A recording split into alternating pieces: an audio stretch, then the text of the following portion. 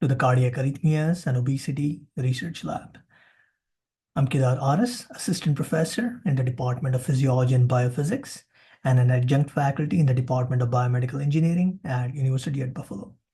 For this episode, I wanted to share my perspective on giving a good chalk talk. In particular, the checklist I used while I was giving a chalk talk. So my checklist had the following items. First is preparation. In this instance, unlike a job talk where you spend time preparing your presentation slides, there are no presentation slides to give. However, you do have a whiteboard. And what I did was spend some time designing what content would I write up on the chalkboard. There are multiple approaches you can take. My approach was to divide the chalkboard into three areas, three columns, if you will. The first column, I had a couple of bullet points, maybe a figure drawn that highlighted the overall big picture in terms of the big problem that my lab was going to focus on. The second column is where I listed my 2 or 3 specific aims. Just the aim, no more details, one sentence aim, and even a few words related to the aim. I didn't really fill up the column, just enough so that I could use that as a starting point to elaborate on the specific aims. And the third column is where I had, again, for each aim, a few keywords on the approach I would take in terms of the study design, and then use that as my bare bones whiteboard design. So then that would be my layout that I could use and flesh out in more detail as I'm facilitating the discussion with the audience on each of the specific aims. So that is the preparation aspect of a chalk talk. You probably should spend time designing what the whiteboard's going to look like, which can then help you focus more on the discussion rather than thinking about how to lay out the content in real time. So that's the first aspect of the checklist preparation. Second, similar to job talk, get a good night's rest. Sometimes you may give a chalk talk on the same day, maybe a day after, maybe a day before. Really depends on how your campus visit itinerary is structured. Get a good night's rest, be dressed for the occasion, dressed for success. Be there. Well, they'll probably usher you into the room with the whiteboard. And you may ask the audience maybe for a few minutes while you set up your whiteboard. And I always brought my own whiteboard markers, although they probably will have markers, but some of them may be faded, may not be faded.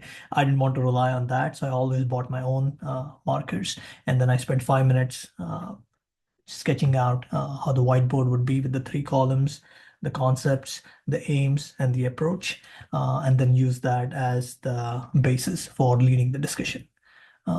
So that's 4. 5 is, again, being physically ready. If you need to use the restroom, do so beforehand. Have bottled water, drink some water so your mouth isn't parched and you're ready to go.